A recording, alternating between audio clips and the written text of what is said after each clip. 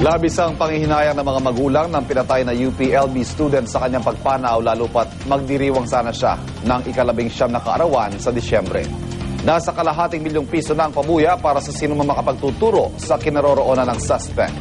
Mula sa Binyan, Laguna, may live report si Bam Alegre. Bam? Diba, nag-alok na nga ang lokal na pamahalaan ng Binyan, Laguna ng 500,000 pesos o kalahating milyong piso na pabuya para mahanap ang suspect sa pagpaslang kay Maria Victoria Reyes, ang UPLB student na agriculture ang course na pinagnakawan na nga at pinaslang noong Lunes ng hapon. Patuloy ang manhunt operation ng mga otoridad sa suspect na kinilalang si Benigno Cayetano Jr.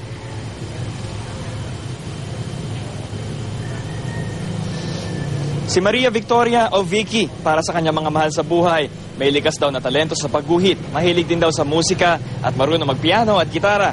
Pero agriculture ang kinuha niyang kurso sa kolehiyo sa pagnanais niya makapasok sa University of the Philippines. At dahil sa Laguna nakitira ang kanyang pamilya, dito siya nag-aral sa UP Los Baños.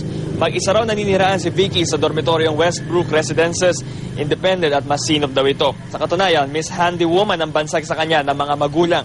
Pero sa kasamaang palad, sa loob din ng kanyang tirahan siya pinasok ng suspect na kinilalang si Benigno Cayetano Jr. Ang tangkang pagnanakaw na uwi pa sa pamamaslang kay Vicky. Posible raw ng laban ng biktima. Nakuha kay Vicky ang kanyang laptop, cellphone at mga alahas. Siniha rin ang kanyang cash vault. Nakausap ng mga magulang ang saksi na positibong kumilala kay Cayetano bilang suspect pero hindi na raw ito nagpakilala.